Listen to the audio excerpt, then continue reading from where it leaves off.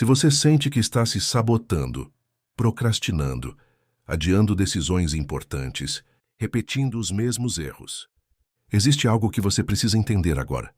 Porque talvez o problema não seja falta de disciplina. Talvez não seja preguiça. Talvez não seja falta de força.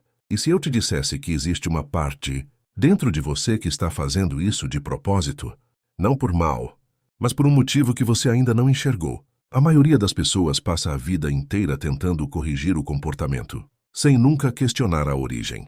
E é exatamente por isso que nada muda. Porque você não resolve um problema lutando contra os sintomas. Você resolve quando enxerga a causa. E a causa não está onde você pensa. A maioria das pessoas acredita que se sabota porque é fraca, porque não tem foco, porque não tem disciplina. E isso parece fazer sentido, até você perceber uma coisa. Você já tentou mudar, já tentou se organizar, já tentou fazer diferente. E mesmo assim, em algum momento, tudo volta. Os mesmos padrões, as mesmas escolhas, as mesmas desculpas. Então a pergunta não é mais, por que eu não consigo mudar? A pergunta real é, quem dentro de você está mantendo tudo exatamente como está? Porque existe uma força invisível operando. E enquanto você não enxergar isso, você vai continuar achando que o problema é você. Carl Jung chamou isso de sombra, não como algo místico, mas como uma parte real da sua psique. Tudo aquilo que você reprime, ignora, ou não quer admitir sobre si mesmo. Aquilo que não combina com a imagem que você criou de quem você deveria ser. Só que existe um detalhe perigoso nisso. Aquilo que você rejeita não desaparece. Aquilo que você ignora não deixa de existir.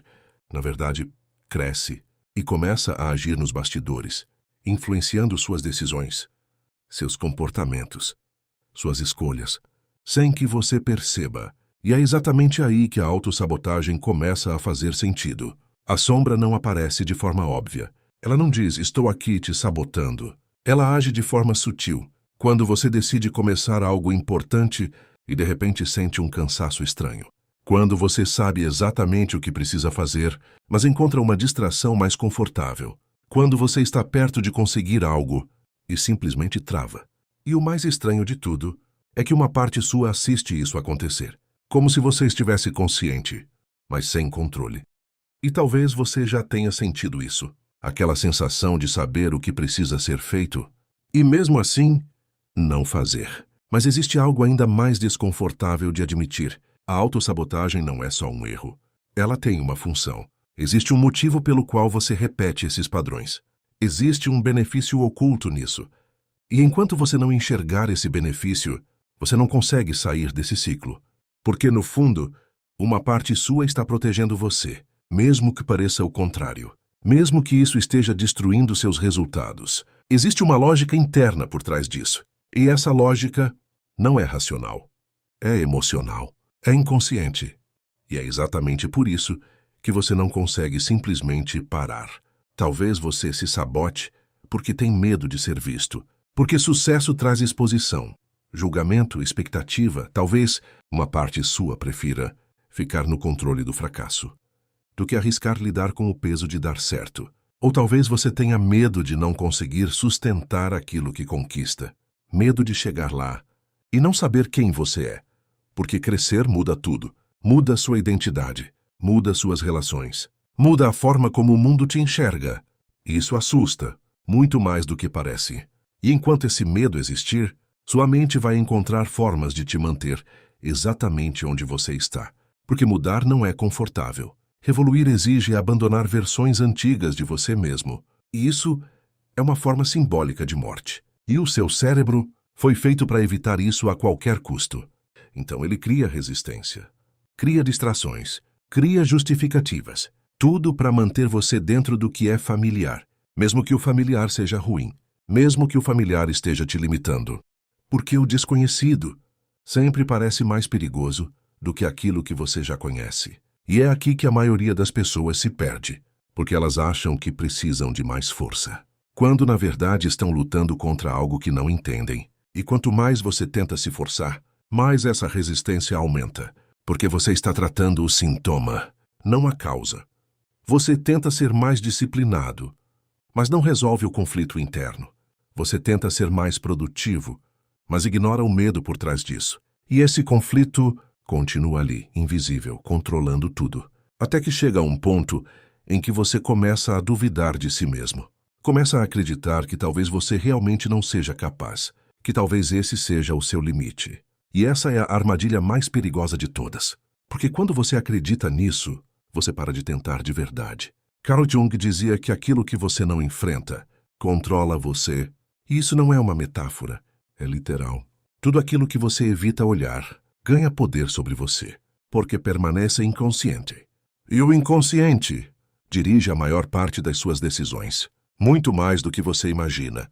Então, enquanto você continuar ignorando essa parte, ela continua operando, silenciosa, precisa, influenciando sua vida sem pedir permissão. E o problema não é ela existir. O problema é você fingir que ela não está ali, porque é isso que mantém o ciclo. A solução não começa com disciplina, não começa com rotina, não começa com força de vontade. Começa com consciência, com a disposição de olhar para dentro e fazer uma pergunta simples, mas extremamente desconfortável. O que eu estou evitando? O que dentro de mim eu não quero ver? Porque a resposta para isso muda tudo. Não é imediata, não é fácil, mas é real. E quando você começa a enxergar isso, você começa a entender seus próprios padrões, não como falhas, mas como sinais, indícios de algo mais profundo que precisa ser resolvido. E no momento em que você percebe isso, algo começa a mudar. Você para de se culpar o tempo todo, para de se atacar e começa a observar, começa a entender. E essa mudança de postura já é o início de um novo caminho, porque agora você não está mais lutando contra si mesmo, você está tentando se compreender. E isso muda completamente o jogo, porque o autoconhecimento não elimina a sombra. E quando ela deixa de ser invisível, ela deixa de controlar. Mas isso leva a uma questão ainda mais profunda. Se durante todo esse tempo não era você que estava no controle, então quem estava? Quem estava tomando decisões por você? Quem estava te mantendo preso nesses padrões? E o mais importante, o que acontece quando você começa a enxergar isso de verdade? Porque a partir desse momento, não tem como voltar atrás. Você não consegue mais fingir que não sabe. E isso pode ser libertador ou extremamente desconfortável. Depende do quanto você está disposto a ver. Porque enxergar a si mesmo de verdade não é algo leve, não é bonito, não é confortável, mas é necessário. É o único caminho real para a mudança. Todo o resto é tentativa superficial, é ajuste temporário. E você já percebeu isso, já viveu isso, já tentou mudar várias vezes. E voltou para o mesmo lugar. Não porque você não consegue, mas porque estava tentando do jeito errado. E agora, você começa a perceber isso. E essa percepção é o começo de algo muito maior. A maioria das pessoas nunca chega nesse ponto, porque parar para olhar para dentro exige coragem, exige honestidade, exige disposição para encarar partes de si mesmo que você passou a vida evitando. E nem todo mundo está disposto a isso. É mais fácil continuar distraído, continuar ocupado, continuar repetindo padrões, sem questionar. Mas se você chegou até aqui, alguma coisa em você já começou a mudar, porque você começou a questionar. E isso já te coloca em um lugar diferente. E talvez, pela primeira vez, você esteja começando a entender que nunca foi falta de disciplina, nunca foi falta de força, nunca foi incapacidade, foi falta de clareza, falta de consciência, falta de enxergar o que realmente estava acontecendo dentro de você. E agora que você começa a ver, mesmo que ainda não completamente, algo já mudou. Porque você não é mais a mesma pessoa que começou esse vídeo. E isso levanta uma última pergunta, que você não pode mais ignorar. Se existe uma parte de você que te sabota, e agora você começa a enxergar isso, o que você vai fazer com essa informação? Porque ignorar já não é mais uma opção. Porque a partir do momento em que você vê, você se torna responsável. Antes você podia dizer que não sabia. Podia culpar o cansaço, a falta de tempo, as circunstâncias, as outras pessoas. Sempre havia uma justificativa aceitável. Sempre havia algo fora de você para apontar. Mas agora isso começa a cair. Porque quando você entende que existe uma parte sua envolvida nisso, não tem mais como terceirizar completamente a culpa. E isso pesa, porque assumir responsabilidade não é confortável.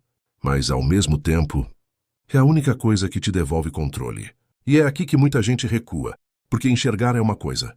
Agir sobre isso é outra completamente diferente. É nesse ponto que você percebe que não basta entender, não basta assistir vídeos, não basta concordar com ideias profundas, porque a sua vida não muda com compreensão intelectual. Ela muda com confronto interno, com decisões diferentes, com escolhas que vão contra aquilo que você fez a vida inteira. E isso exige energia, exige presença, exige algo que a maioria das pessoas evita: consistência consciente, porque a sua sombra não desaparece só porque você percebeu ela.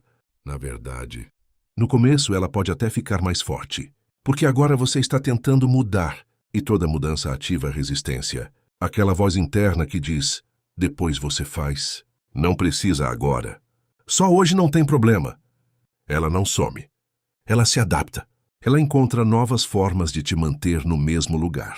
E se você não estiver atento, você cai de novo. Só que dessa vez, com consciência, e isso pode ser ainda mais frustrante. Mas existe uma diferença crucial agora. Antes você caía sem perceber. Agora você percebe enquanto está caindo. E isso muda tudo. Porque no momento em que você percebe, existe um espaço, um pequeno intervalo entre o impulso e a ação. E é nesse espaço que está a sua liberdade. É ali que você pode escolher diferente. Mesmo que seja difícil, mesmo que seja desconfortável, mesmo que uma parte sua grite para voltar ao padrão antigo. É nesse momento que você começa de verdade a assumir o controle. Só que não espere perfeição. Você ainda vai falhar, ainda vai procrastinar, ainda vai se sabotar em alguns momentos. A diferença é que agora isso deixa de ser automático, deixa de ser invisível e passa a ser algo que você consegue observar, corrigir, ajustar. E esse processo é o que constrói mudança real. Não é sobre nunca mais errar. É sobre não continuar inconsciente enquanto erra, porque consciência repetida gera transformação. E aos poucos, algo começa a se reorganizar dentro de você. Aquilo que antes era impulso começa a perder força. Aquilo que antes parecia inevitável começa a abrir espaço para a escolha. E isso não acontece de uma vez. Não é uma virada mágica. É gradual. É construído em pequenos momentos de lucidez, em decisões silenciosas que ninguém vê, em escolhas que não geram aplauso, mas constroem estrutura. E é por isso que quase ninguém valoriza esse processo, porque ele não é visível, mas é ele que sustenta qualquer mudança duradoura. E enquanto isso, uma nova identidade começa a se formar. Não aquela baseada em promessas ou motivação momentânea, mas aquela construída em cima de evidências, em cima de pequenas provas de que você consegue agir diferente. E isso fortalece algo dentro de você que talvez estivesse adormecido. Confiança real. Não aquela que vem de frases bonitas, mas aquela que vem de experiência. De saber que, mesmo com resistência, você consegue avançar. Mas isso só acontece se você continuar olhando, se você continuar se observando com honestidade, sem se sabotar com justificativas inteligentes. Porque a mente é muito boa em criar histórias para manter tudo como está. Ela racionaliza, explica, distorce tudo para evitar o desconforto de mudar. E se você não estiver atento, você acredita nessas histórias e volta para o padrão. Não porque precisa, mas porque foi convencido por si mesmo. Por isso, o trabalho não é só enxergar uma vez, é enxergar constantemente. É desenvolver um nível de consciência que acompanha suas decisões no dia a dia. Nas pequenas coisas, nos momentos em que ninguém está vendo, porque é nesses momentos que o padrão antigo tenta voltar. E é nesses momentos que você decide quem você está se tornando. Não em grandes mudanças, mas em micro-escolhas repetidas. E chega a um ponto em que algo muda de forma mais profunda.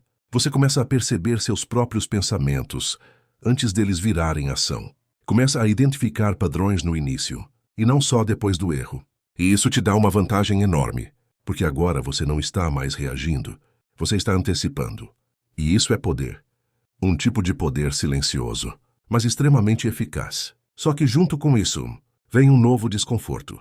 Porque quanto mais consciente você se torna, menos desculpas você tem.